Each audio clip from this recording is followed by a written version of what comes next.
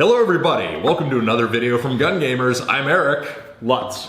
And we're going to talk about a hot button topic today. Is Tokyo Marui still that relevant outside of Japan?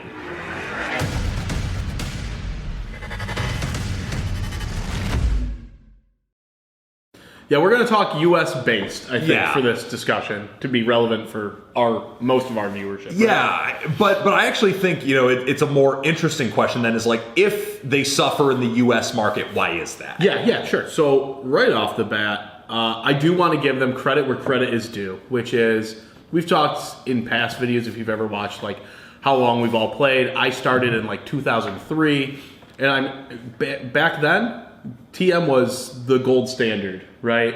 Like, if the whole joke was never open it, because then you'll let the fairies out, and then you'll never know why that gun won't work. I mean, that's still accurate. Yeah, but like gold standard, right? And like that, but that was also back with a lot of different standards. 280 FPS was that was the typical. Well, that was right? what everything came That's in. what everything was. Because it was, everything was being imported from the Asian market, and there wasn't a separate American market yet. Instead of having clamshell guns, you had like separate upper, lower, and like molded. It was just a nicer quality product, but it was still all ABS.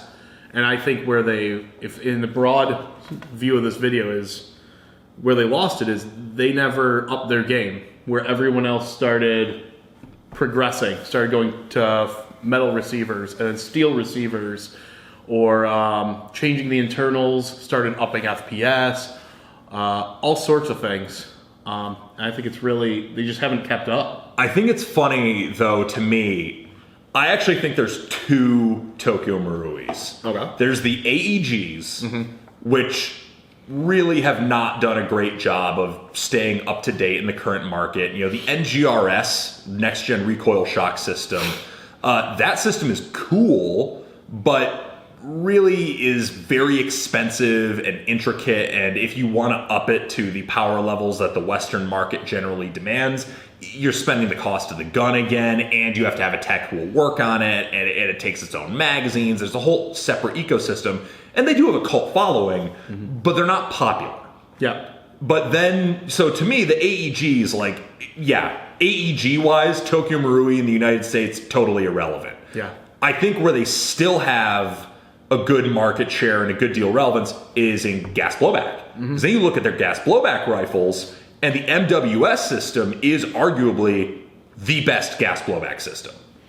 You also have their gas blowback pistols, which I would argue a lot of new, maybe not as much in the last 5 years, but a lot of new models or new designs they'll come out with first, and then everyone else is like, oh, cool, that's how they did it, and then make it in metal slide and that's upgraded, right? Yeah, and that's also been changing because now you've got the VFC Glock, which is now the Western standard, is really not anything Tokyo Marui compatible, right? It's very much to its own spec now. I mean, there is stuff that crosses over, but a lot of stuff is made for specifically the VFC Glocks, because that's what got the Western licensing, that's what's gotten the Western distribution.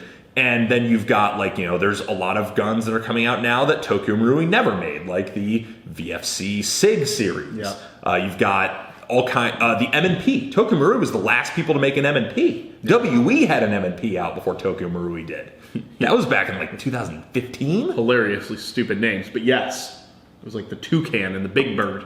Oh my god! Yeah, they had to call him something dumb, but it was kind of garbage to be honest. But I had one. Speaking of that, though, there's a hot statement. I feel that a lot of the more popular pistols now, WE has taken the TM and then improved on the externals, but they keep most of the TM internals, so it's compatible. You can use all that, and that all works well. Also depends on the model. I mean, it does vary. But you can attest. You've held my. So I got some really nice parts for a WE Glock, which is all TM spec. We rebuilt it on this table. But it was way cheaper to have the WE as the donor gun for a garter kit than to have a TM as a donor. And it's all the same compatible internals, so like, why would you not? So like, yeah, it's another spot. Like if you want to upgrade, I'm not going to upgrade from a TM. It's just more expensive for another plastic gun. Yeah, it really feels like TM, rather than being the gun that you buy to use it as is the blueprint for an upgrade path. In a lot of ways, the actual product that Tokyo Marui puts out is not what's relevant. It's the standard that they set that then the aftermarket adopts. Yeah. So to give them some more pros, though, I will give them that their reliability is, like I said earlier, with letting the fairies out. Leave them stock? Bizarrely reliable, and I can't tell you honestly what happens, because like I've opened hundreds of version 2 gearboxes, but you open a TM, you put it back together, and somehow it never performs quite as good as it did. Like I don't know what changed, but something. They are very reliable internally, but like for me, externals are a big part. That's a big part of why I got into Airsoft. Yeah. Is, and unless you buy an NGRS or an MWS, right, you're getting plastic externals. Right, and that was my issue, man. Is like I got into this because I like the realism and all that. Like me and my friends were at an inroad in like my sophomore year of high school of like, do we do paintball or airsoft? And we were like, I love the externals and all that, and this feels more real, and I love that. Yeah. So if I'm going to go down that, the last thing I want to do is pick up a creaky gun or like even your, what were you just talking about, your FNX. Yeah.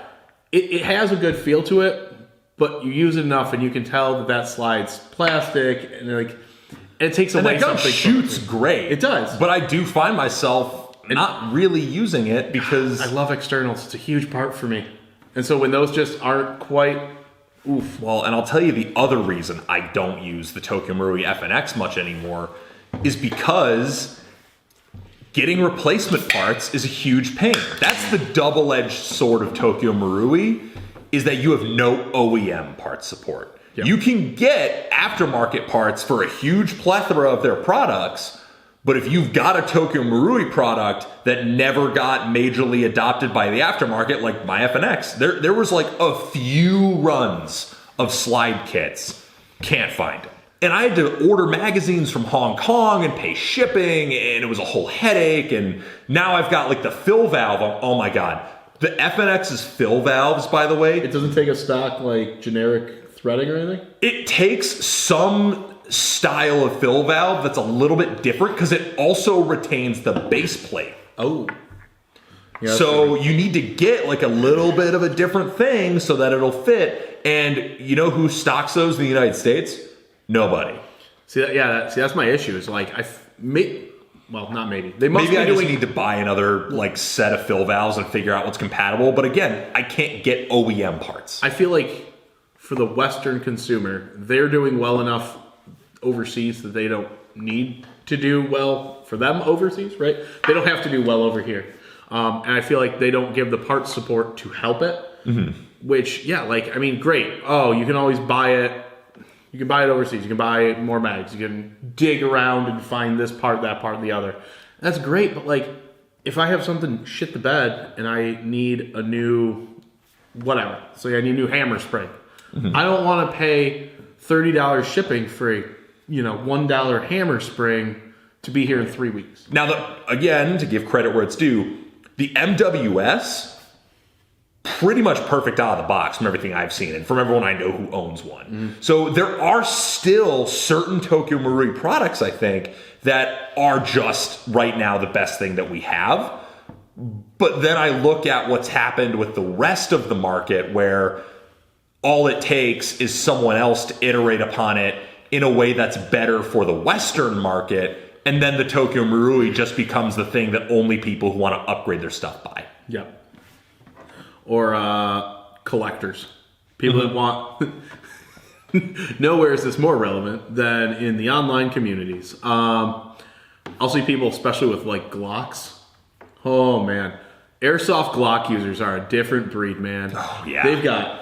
I got some communities I'm in that are incredibly helpful for upgrading, but they are elitist as hell about specific brands. Mm-hmm. You'll be like, oh, I got Wii parts. Those are probably compatible. They're like, listen, if it's not TM, I don't even know why you're upgrading that pile of garbage. You're like, it's all going to be in a garter body. No, I also think it comes down to, like, bear in mind the perspective of where we're coming from is we don't build race guns for the most part. I don't build a race gun. Where a lot of people really want to build, like, that super finely tuned race gun, and yeah, maybe having the base TM so that every race gun part fits perfectly is super important. But we build guns because we're going out to Milsim West and, you know, Gun Gamers games and Omega and whatever else, and we're just like, no, we just want the stupid thing to work when we've been beating it around all weekend. Thrown in the mud. Yeah. I still got Georgia clay on my M9 that I just cannot get off it. Handle's got a little bit. And that's the thing, you know, I value a lot less compatibility with a huge range of upgrade parts, a lot more than I value, I just want this thing to work, and when it doesn't work, I want to be able to make it work. And I want it to be durable enough out of the box that I don't have to really worry about it. And I got too much shit in my life between Gun Gamers and my, you know, family and job and all that. I don't want to be digging around on 15 different like Hong Kong sites to find the one part I need that might be in stock.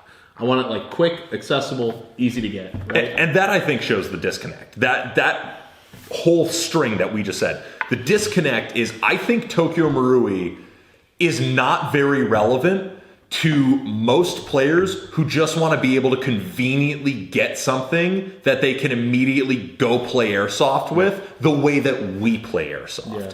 I think Tokyo Marui is a lot more relevant to people who want that hobby tinkering aspect of being able to build something out so that they have this really hyper-specific thing with all these different parts that are made to the spec. I mean, there are some, like, even, you know, circling back to the MWS, clearly I'm actually going to buy a TM MWS. Like, here I am criticizing TM, but, like, I actually plan to buy one of their products in the near future.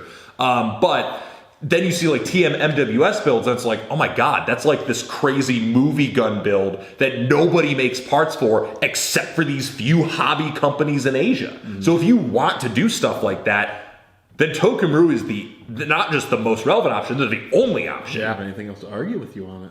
I mean, yeah, I think we've identified, like, so is Tokyo Marui still relevant? Yes and no. Yes, in certain sections, right? Yeah. Yeah, in certain contexts. For the general new coming into it player, I would say no. But for those going for like more specific builds or a more or for something MWS style, sure. Yeah. Yeah. I think they are still going to be an innovation leader in a lot of ways, and I think we will see. Well, they just got the capital for it. They've been around forever. Well, they have the capital, but they also have straight up, they have the engineering department. I mean, clearly there are people at Tokyo Marui who are very talented with building toy guns. Like, that, it's clearly a skill set that they have. Yeah. Obviously, I think there's a lot of other companies that are starting to catch up. I mean, I do think VFC is getting better and better at it. I do like VFC. Yeah. Not that I just bought another one of their pistols. Yeah, I think we're about done talking about Tokyo Marui. Look at that. You know what this is? This is the first reasonably length video you and I have ever made together. Oh my god, we didn't ramble for an hour? Pretty impressive. That's incredible. So, despite that shorter length, I hope you enjoyed it. And once again, I've been Eric. I've been Lutz. And we will catch you all in the next one. Peace. Thank you for watching this video from Gun Gamers. We hope you enjoyed watching it as much as we enjoyed making it. Check the description below if you'd like to buy a t-shirt or a patch, and use the coupon code JUDY10 for 10% off of your next order at Amped Airsoft.